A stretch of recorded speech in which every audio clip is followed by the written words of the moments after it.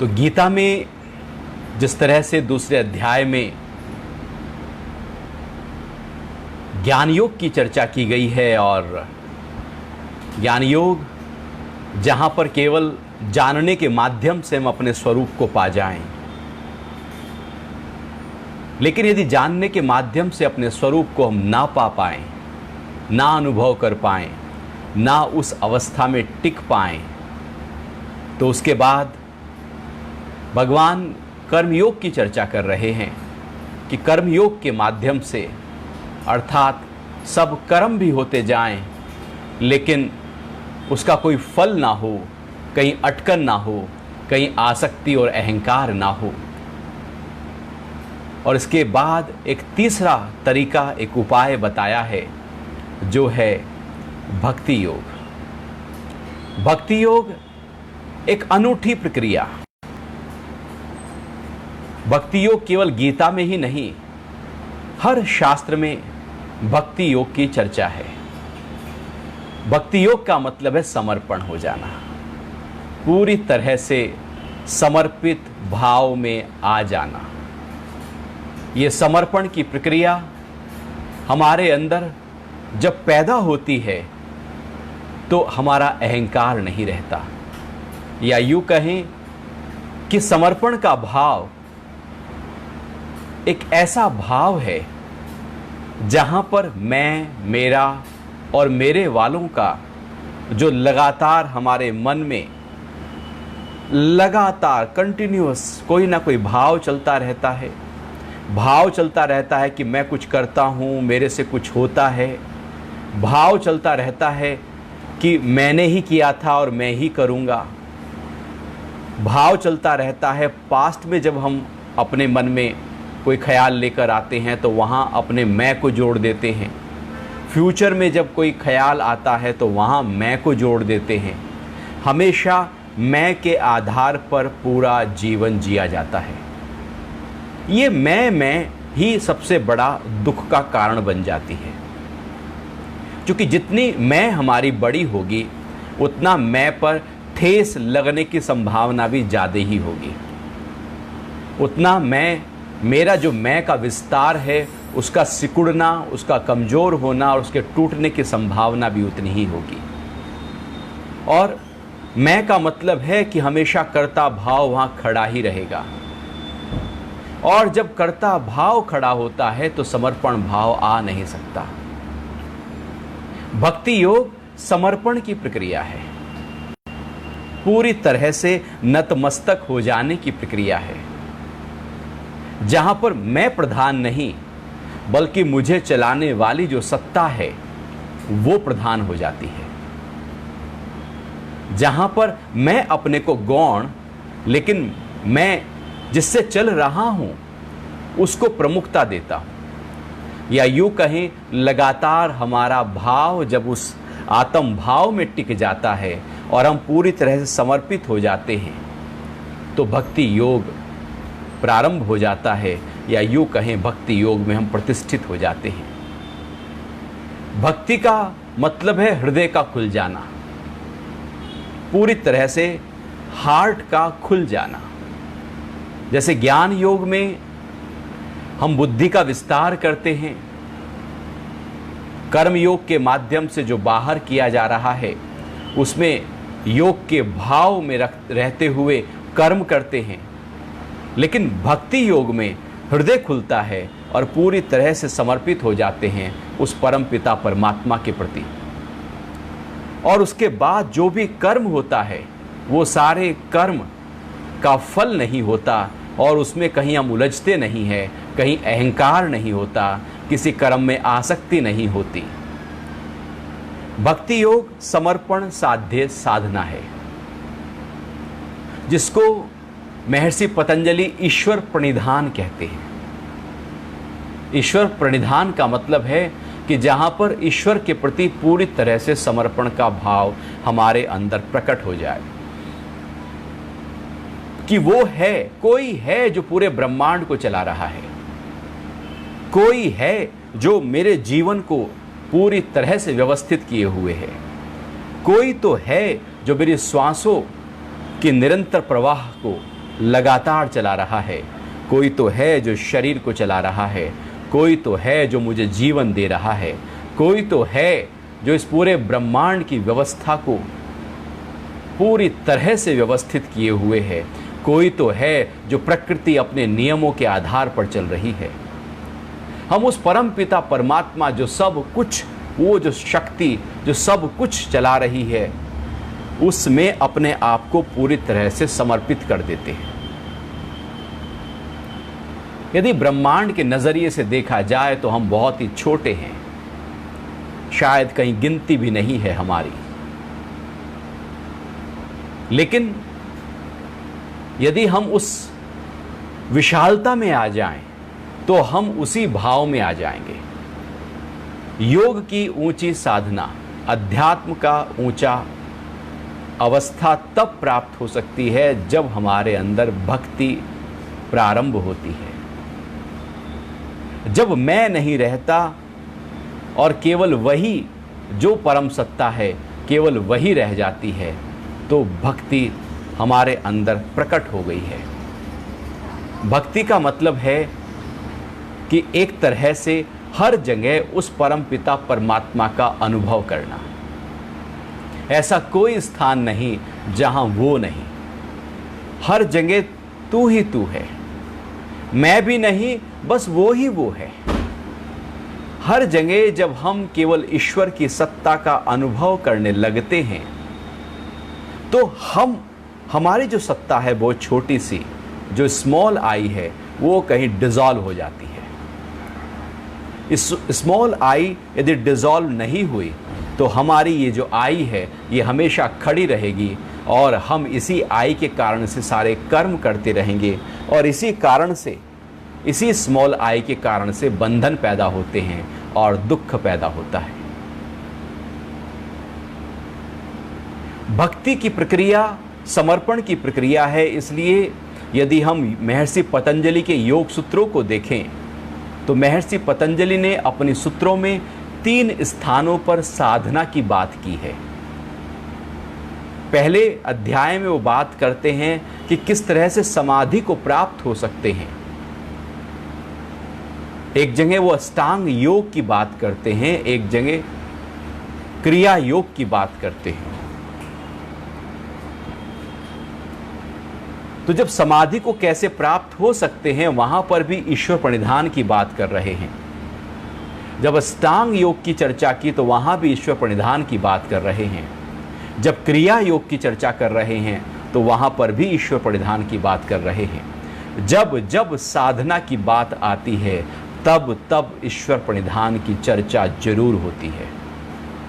गीता में भी भगवान कह रहे हैं कि यदि मुझे अनुभव करना हो, मुझे पाना हो, तो पूरी तरह से समर्पण के भाव में आना होगा। बिना समर्पण के भाव में आए हम कभी भी अपने स्वरूप को अनुभव नहीं कर सकते। हमारा स्वरूप हमारा ही है, लेकिन उसके रास्ते में अहंकार रुकावट बनकर खड़ा हो गया। एक दीवार बन गया है अहंकार, और अहंकार के कारण से ही सारे विकार खड़े हो जाते हैं। हमारा काम, क्रोध, लोभ, मोह, राग, द्वेष, ये जितने भी मन के विकार हैं, ये अहंकार के कारण से फलते फूलते हैं, उपजते हैं। यदि अहंकार ही ना हो तो ये कोई भी विकार अपना पैर पसार नहीं सकता। भक्ति योग में उस ही अहंकार को जड़ से नाश किया जाता है, या यूँ कहें कि उसी अहंकार में ईश्वर को प्रतिस्थापित किया जाता है, या यूँ कहें उस अहंकार में प्रेम को पूरी तरह से स्थापित कर दिया जाता है, या उस अहंकार की ऊर्जा को पूरी तरह से चैनलाइज करके प्रेम के भाव में प्रतिष्ठित कर दिया जाता है। भक्ति योग एक अंतर्मुखी साधना है जहां पर हम केवल अपने उस परम पिता परमात्मा जो मेरे भीतर अंग संग है उसका अनुभव करते हैं और अपने आप को उसमें पूरी तरह से न्योछावर कर देते हैं, समर्पित कर देते हैं। स्वाहा कर देते हैं। जैसे यज्ञ में आहुति को स्वाहा किया जाता है, ऐसे ही अपने आप को हम उसमें स्वाहा करते हैं। और उसके बाद जब मैं अहंकार और मेरे विकार नहीं होते, अब जो बचता है वो वही ईश्वर का तत्व है, वही परम तत्व है। अपने को पाने के लिए अपने अहंकार को छोड़ना बहुत जरूरी है। अपने को ही पाना है। जैसे अपने ही घर में आने के लिए घर का दरवाजा खोलना बहुत जरूरी है। आप बाहर हैं, लॉक लगा है, आप कुछ भी कर ले अंदर आ नहीं पाएंगे। अंदर आने के लिए आपका ही घर है, लेकिन हमने दरवाज़ा बंद किया है, तो हम उस द्वार को खोलते हैं और अंदर प्रवेश कर जाते हैं। भक्ति योग भी यही कार्य करता है। अहंकार के कारण से मैं ही अपने स्वरूप को अनुभव नहीं कर पाता, लेकिन जैसे ही हम समर्पण के भाव में आते हैं, पूरी तरह से सरेंडर हो जाते हैं, तो हमारा हृदय का द्वार खुल जाता है। और हृदय का द्वार जब खुलता है तो हम अपने आत्म भाव की ओर टिकने लगते हैं, उसका अनुभव करने लगते हैं। और हृदय का द्वार खुलते ही एक विशालता का अनुभव हो जाता है। जैसे ही हृदय का द्वार खुलता है तो हम जैसे ही उसके अंदर प्रवेश करते हैं, वो आत्मा की जो क्वालिटीज़ हैं वो एकदम विशालता, सहजता, सरलता, प्रेम, वो सारी क्वालिटीज़, अजरता, अमरता हमें अनुभव होने लगती है। क्योंकि अहंकार रास्ते में जो रुकावट दीवार बनकर खड़ा हो गया था, वो ही भक्ति योग के माध्यम से उसकी एनर्जी को चैनलाइज कर दिया गया है। तो भक्ति योग यदि जीवन में नहीं उतर रहा है तो हम अपने स्वरूप को अनुभव नहीं कर सकते। केवल ज्ञान योग हमारे पास हो, केवल नॉलेज हो जाए आत्मा की, लेकिन उस आत्मा की नॉलेज को, ज्ञान को हम अपने साथ पूरी तरह से रचाएं बसाएं नहीं, उसका आत्म साक्षात्कार न करें। ऐसे ही कि जैसे डॉक्टर से प्रिस्क्रिप्शन लिखवा लाए, दवाई भी खरीद लाए, लेकिन अब उसको खा नहीं रहे हैं, और यदि खाएंगे नहीं तो उसका असर नहीं होगा। ऐसे ही हमने ज्ञान तो प्राप्त किया, लेकिन उसको अपने आत्मसात नहीं किया। तो ज्ञान को, आत्मा के ज्ञान को जब हम आत्मसात करते हैं, उसको भक्ति कहते हैं। उसको जब अपने साथ पूरी तरह से रचाते बसाते हैं, या ऐसे समझें कि जब उसको लिक्विड डाइट कर लेते हैं। जैसे ज्ञान है वो सॉलिड डाइट है, उसको प्रोसेस करके लिक्विड डाइट करते हैं, और वो जो लिक्विड डाइट है वो एकदम हमारे पूरे के पूरे व्यक्तित्व में अपना प्रभाव दिखाना शुरू कर देती है।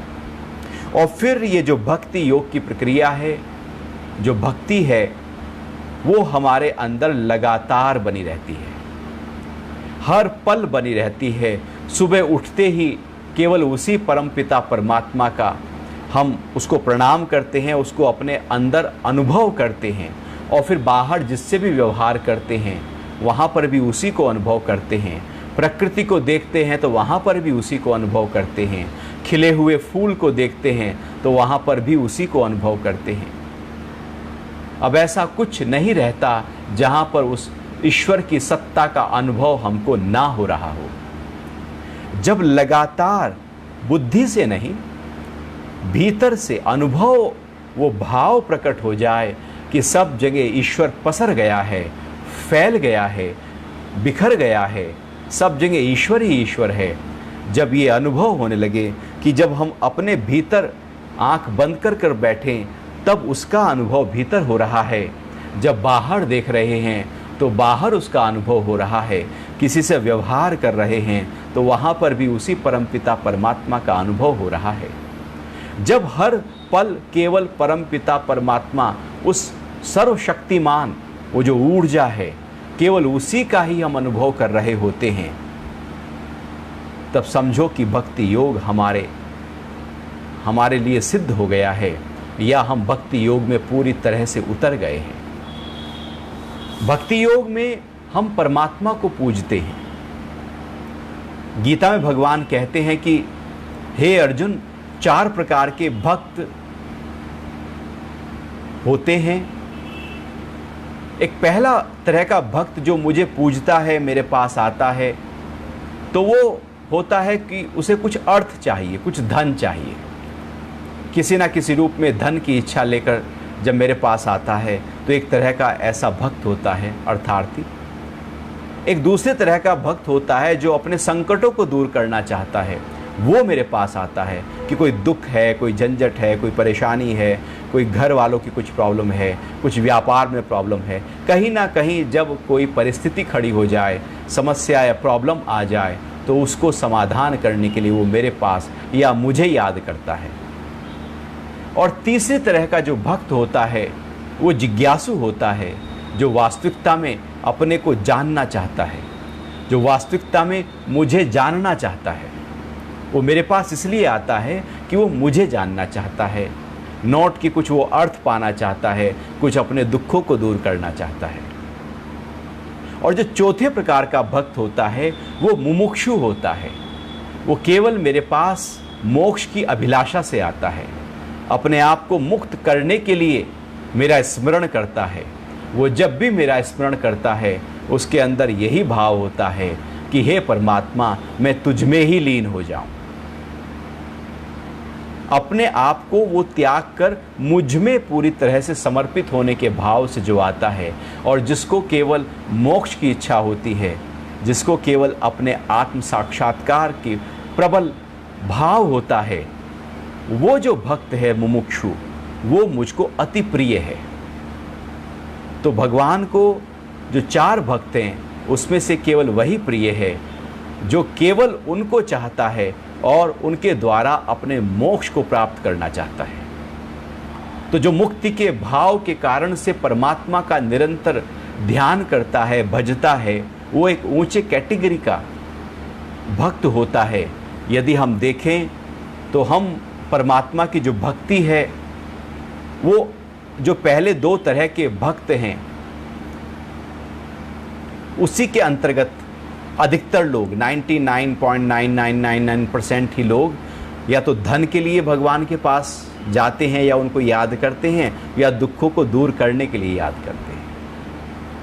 हम कभी भगवान के पास जाएं, मंदिर जाएं या अपने अंतरतम में बैठें और ये भाव हो कि मैं मुक्त हो जाऊं, मैं अपने आप को पालूं, अपने आप को जान लूं, मैं कौन हूं, इस भाव से जो मेरा भजन करते हैं, पूजन करते हैं, वो भक्त मुझको अति प्रिय है।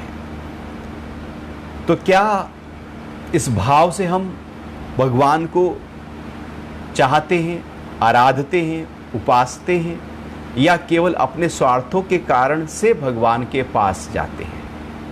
तो भक्ति योग का मतलब है जहां स्वार्थ ना रहे, कोई मेरा स्वार्थ नहीं। जो स्वार्थ है वो केवल इतना है कि मैं पा जाऊं अपने ही स्वरूप को। हे परमात्मा, ऐसी कृपा कर। ये जो समर्पण की प्रक्रिया है, जो सरेंडर का भाव है, ये परमात्मा की कृपा के माध्यम से प्रकट होता है। जब उसकी कृपा होती है, या यूँ कहें जितना हम समर्पित होते जाते हैं उतना उसकी कृपा हमारे भीतर आती चली जाती है। कृपा का मतलब है अपने ही स्वरूप के साथ पूरी तरह से जुड़ते जाने में बिना रुकावट, कोई रुकावट नहीं, और हम लगातार बढ़ते जा रहे हैं। तो भक्ति योग पूरी तरह से हमारे संस्कारों का नाश कर देती है और प्रारब्ध से, डेस्टिनी से जो भी कर्म के फल हमारे सामने आते हैं, कोई भी कुछ भी, कोई समस्या आई, कोई दुख आया, कोई अपमान हुआ, कोई बीमारी हुई, कुछ भी जब लगता है कि कुछ भी आया या कुछ भी अच्छा आया, जब भी कुछ भी हमारे जीवन में प्रकट हो रहा है, तब हम उसको पूरी तरह से समर्पित कर रहे हैं परमात्मा में। अच्छा हो या बुरा, पूरी तरह से समर्पण का भाव हमारे अंदर जब आ जाए तो डेस्टिनी से जो भी कुछ आ रहा है उसको हम वैसे ही एज इट इज़ भोग लें। उसमें ये ना कहें कि ऐसा क्यों हुआ, हे परमात्मा ऐसा क्यों हुआ। जब भक्ति का भाव प्रकट होता है तो हम जो भी हमारे साथ होता है उसको एज इट इज़ भोग लेते हैं, और जैसे ही एज इट इज़ भोग लेते हैं तो नए कर्म पैदा नहीं होते, नए कर्म नहीं बनते। हम अपने ही नए कर्मों को बना लेते हैं ये कहकर कि ये ऐसा क्यों हुआ। दुख हो तो दुख में हम बहुत सोचते हैं, तो वो सोचन और वो जो विचार की प्रक्रिया है वो एक नया कर्म बनाती है। कोई सुख हो तो उसमें अहंकार बढ़ जाता है, तो एक नया कर्म बन जाता है। तो सुख और दुख में हमारा अहंकार बढ़ता रहता है। भक्ति योग जब प्रकट होता है तो भक्ति योग के कारण से हम पूरी तरह से, एक तरह से जो भी कुछ घट रहा है उसको सहर्ष स्वीकार करते हैं और कर्मठ होकर कर्म योगी की तरह आगे कर्म करते चले जाते हैं। तो ज्ञान भी हमने लिया तो भगवान गीता में कहते हैं ज्ञानी भक्त मुझको प्रिय है। जिन्होंने ज्ञान प्राप्त किया और भक्ति के मार्ग पर चल रहे हैं वो प्रिय हैं मुझको। केवल ज्ञानी प्रिय नहीं है, क्योंकि केवल ज्ञानी तो अहंकार से भर जाएगा। वो कहेगा मुझे ये भी पता है, मुझे ये शास्त्र भी पता, मुझे ये भी याद है, मुझे वो भी पता है। तो जब बहुत कुछ पता है उसको, तो पांडित्य की तरह उसका अंदर अहंकार प्रकट हो जाएगा। इसलिए यदि ज्ञान के साथ भक्ति भी हो, समर्पण का भाव भी हो, पूरी तरह से समर्पित हो यदि हम हो जाएं, तो जो समर्पण का भाव है, ज्ञान सहित जब समर्पण का भाव आता है, एक है अज्ञानी भक्ति, ज्ञान नहीं है आत्म तत्व का और भक्ति किए जा रहे हैं, रास्ते का पता नहीं है कि पहुंचना कहाँ है, लेकिन चले जा रहे हैं तो हम कहीं पहुंच नहीं पाते। इसलिए अज्ञान में की गई भक्ति कहीं पहुंचा नहीं पाती, क्योंकि अज्ञान की भक्ति अपने स्वार्थ की पूर्ति के लिए परमात्मा का भजन पूजन करती है। लेकिन जब ज्ञान अंदर उतरता है तो मुमुक्षु के लिए, मुक्ति के लिए हम परमात्मा को पूरी तरह से नतमस्तक होते हैं और उसको अपने अंतरतम में पाते हैं। तो अज्ञानी भक्त अपने स्वार्थ के लिए भक्ति करते हैं, ज्ञानी भक्त मुक्त हो जाने के लिए भक्ति करते हैं। तो दोनों में बड़ा अंतर है। इसलिए पहले गीता में ज्ञान की चर्चा हुई, तो पहले ज्ञान हो जाए, उसके बाद जब भक्ति होगी तो ज्ञान सहित भक्ति होगी। हमें पता होगा कि ये जो भक्ति की प्रक्रिया है, जो मेरी रुकावट, मेरे विकार, मेरा अहंकार बना हुआ है, इसको हम चैनलाइज करके और अपने स्वरूप में हमें टिकना है, तो वो भक्ति पूरी तरह से सही भक्ति होगी। एक होते हैं भालू भक्त, भक्ति तो है लेकिन ज्ञान नहीं है। तो भालू भक्त का मतलब ऐसे ही है कि वो एक आदमी था, उसके पास एक भालू था, तो जहाँ भी वो आदमी जाए भालू भी साथ साथ जाए।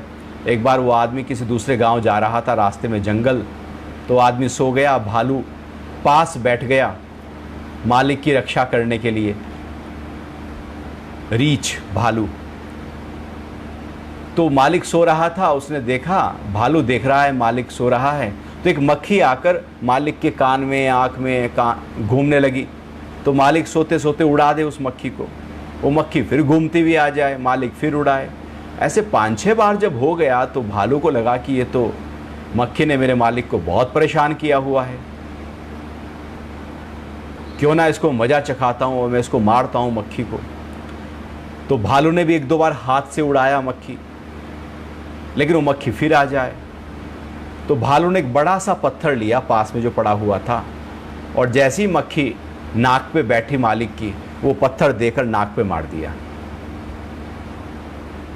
तो पत्थर मारा, मक्खी तो भाग गई लेकिन मालिक मर गया। तो भालू की भक्ति तो है मालिक के प्रति, लेकिन वो अज्ञान की भक्ति है, वो ज्ञान की भक्ति नहीं। नॉलेज के साथ जब सरेंडर का भाव प्रकट होता है, समर्पण का भाव प्रकट होता है, तो हमारी दिशा ठीक हो जाती है, हम एकदम ऊंचाई पर बढ़ने लगते हैं।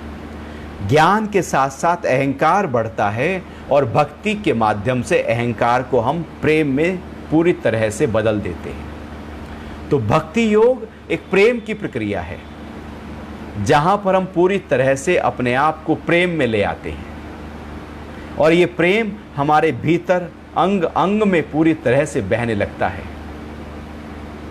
यदि हमने अपने आप से ही प्रेम नहीं किया तो हम किसी से प्रेम कर नहीं सकते। सबसे पहले अपने से प्रेम करना होता है, या यूं कहें अपने आप को पूरी तरह से प्रेम में ओतप्रोत करना होता है। कि हमारे अंदर कोई ख्याल उठे तो प्रेम का हो, कोई बुद्धि से निर्णय हो तो भी वो प्रेम से हो, कोई अहंकार से भाव उठे तो भी वहाँ प्रेम हो, कोई विकार उठे वहाँ प्रेम हो, हमारे द्वारा हो रहे सारे कर्म प्रेम से हो। अर्थात जब हमारे अंदर जो भी कुछ क्रिया बाहर के लिए प्रकट हो रही है उसमें केवल प्रेम है, केवल प्रेम ही है और लगातार प्रेम ही है, तो समझो कि भक्ति पूरी तरह से हमारे भीतर उतर रही है। भक्ति में मैं नहीं होती और प्रेम में भी मैं नहीं होता। भक्ति योग कहो या प्रेम योग कहो, एक ही बात है। यहाँ पर प्रेम है उस परमपिता परमात्मा से। बाकी जो पूरे संसार से, धन से, व्यापार से, पद से, प्रतिष्ठा से, अपने शरीर से, बाहर की चीज़ों से हमने बहुत प्रेम किया है। भक्ति योग है वास्तविकता में जो हम हैं उससे प्रेम करना। जो मैं हूं, यदि मैंने उससे प्रेम कर लिया तो फिर मैंने सबसे प्रेम कर लिया। और यदि मैंने अपने से प्रेम नहीं किया तो फिर मैं किसी से भी प्रेम नहीं कर सकता। यदि मेरे ही अंदर प्रेम के भाव फव्वारे फूट नहीं रहे हैं तो फिर मेरे अंदर यदि मैं किससे प्रेम करता भी हूं तो वो झूठा होता है, बनावटी होता है। वो प्रेम आने और जाने वाला होता है, वो प्रेम बदल जाएगा क्योंकि वो प्रेम अंदर से नहीं फूट रहा है। भक्ति योग हमारे भीतर परिवर्तन करती है, और जब भीतर परिवर्तन होता है तो बाहर कर्म उसके अनुसार अपने आप सही होने लगते हैं। कर्मों को ठीक नहीं करना, ऐसा नहीं कि मैं अपने कर्मों को ठीक कर लूं, मैं अपनी जुबान से अच्छे शब्द बोलूं, लेकिन मन में कलुषिता है, मन में नेगेटिविटी है, लेकिन जुबान से केवल मैं दूसरों को दिखाने के लिए अच्छी अच्छी तरह से बात कर रहा हूं। तो अंदर जो है यदि मैं उसको बदलकर बाहर पेश कर रहा हूं तो वो मुंह में राम बगल में छुरी है। वो एक विरोध की अवस्था में जीवन जिया जा रहा है कि हम अच्छा बनकर दिखा रहे हैं, लेकिन मन में सारे विकार पड़े हैं। वही क्रोध है, वही काम है, वही सब कुछ अंदर विकार पड़े हैं, लेकिन बाहर जब हम पेश होते हैं तो बहुत अपने को अच्छा बनाकर पेश होते हैं। ये तो ऐसे ही है कि जैसे कहीं आग लग गई हो और धुआं उड़ रहा हो और हम धुएं को ढाकना चाहें, धुएं को उड़ाकर दूर करना चाहें और सोचे कि शायद आग बुझ जाएगी इससे।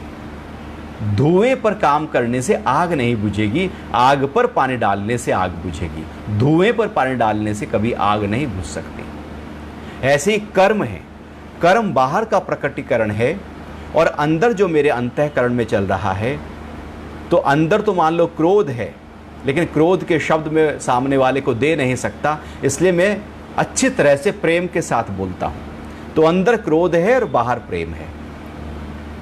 तो अब जो बाहर प्रेम है वो झूठा है, वो दिखावटी है, वो बनावटी है।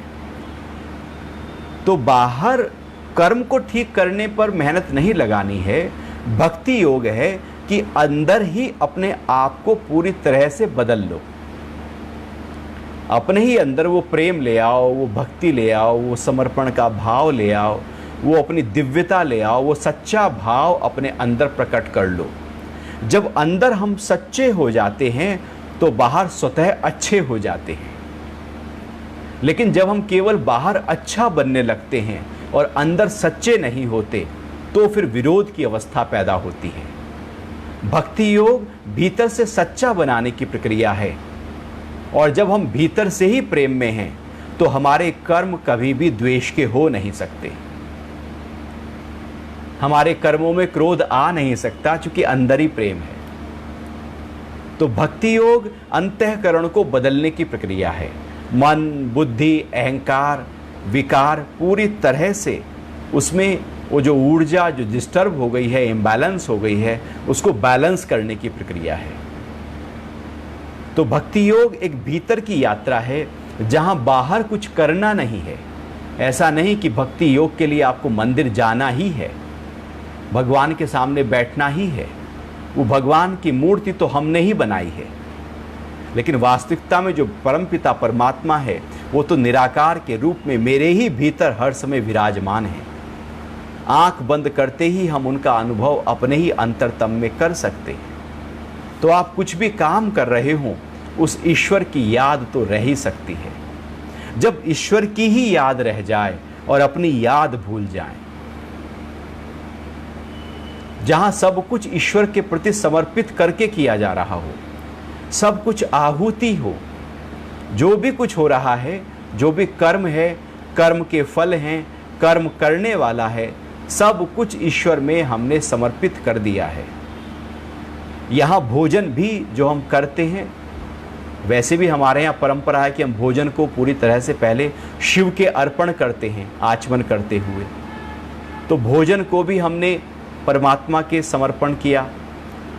और हमारे यहाँ परंपरा है कि कोई ऋतु का नया फल आया तो मंदिर में रखते हैं, नए कपड़े होते हैं तो टीका रोली लगा लेते हैं, शादी के कपड़े तो विशेष रूप से टीका रोली लगा लेते हैं। कुछ भी नया कर रहे हो तो हम समर्पित करते हैं परमात्मा को। तो ऐसे में दिन भर जो भी किया जा रहा है, जब सारे कर्म अंदर से भाव ये रखें कि परमात्मा की तरफ समर्पित हैं, जो भी कुछ कर रहे हैं केवल परमात्मा को समर्पित करके कर रहे हैं, तो हर कर्म में उसकी याद होने लगेगी। कि पानी भी पिया है तो समर्पित कर दिया है परमपिता परमात्मा को, भोजन भी किया है तो समर्पित कर दिया है, कुछ भी किया, श्वास भी लिया तो समर्पित किया है उसी को। अर्थात हमारे मन के स्तर पर जो भी कर्म हो रहे हैं या स्थूल स्तर पर जो भी कर्म हो रहे हैं, हर कर्मों को जब समर्पण करते जाएंगे उसको कि तेरा तुझको अर्पण क्या लागे मेरा, यहाँ सब कुछ समर्पित है। मुझे परमात्मा ने केवल व्यवस्था के लिए दिया है, मुझे शरीर मिला है, परमात्मा ने दिया है, मुझे इसका रखरखाव करना है। बस ये धन दिया है, रखरखाव करना है। ये परिवार दिया है, माता पिता दिए हैं, बच्चे दिए हैं, उनका ध्यान रखना है, रखरखाव करना है और बेहतर से बेहतर करना है, क्योंकि उनके अंदर भी वही परमात्मा है। तो जो भी कुछ मुझे मिला है वो परमात्मा की कृपा से मिला है, तो क्यों ना मैं उसको ही समर्पित कर दूं। तो सब कुछ जब समर्पण का भाव हमारे अंदर आता चला जाता है और हम कर्मठ होते हैं, इसलिए कर्म योग पहले बता दिया कि ज्ञान योग लो, फिर कर्म योग लो, फिर भक्ति योग। ऐसा नहीं कि हम निठल्ले होकर और केवल बैठ जाएं। कर्म भी पूरे हों, लेकिन सारे कर्म पूरी तरह से समर्पित हो जाएं परमात्मा को, तो हमारे हर कर्म में भक्ति प्रकट हो जाएगी। भक्ति का मतलब है अपने अहंकार की निवृत्ति। भक्ति का मतलब है जहां पर विकार न रहें, केवल भक्ति ही रह जाए। जब हम ऐसा मान लो कि परमपिता परमात्मा एक फॉर्म में आपके सामने आए और कहा कि आज मैं पूरे दिन तुम्हारे साथ रहूंगा। अब पूरे दिन वो हमारे साथ रहेंगे तो हमारे सारे कर्म कैसे होने वाले हैं? आज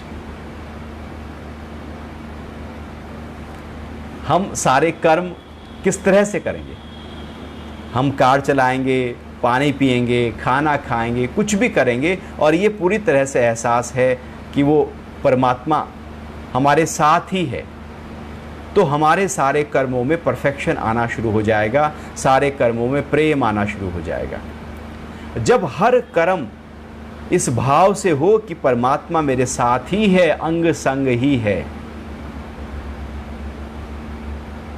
तो अब कर्मों का फल नहीं है, क्योंकि आसक्ति नहीं है, अहंकार से कर्म नहीं हो रहे, बल्कि उस परमात्मा को समर्पित करके हम कर्म कर रहे हैं। इसलिए भक्ति योग हमारे जीवन में बड़ा महत्वपूर्ण है।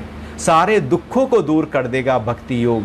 केवल परमात्मा की याद में हमारे भारी से भारी दुख दूर हो जाते हैं।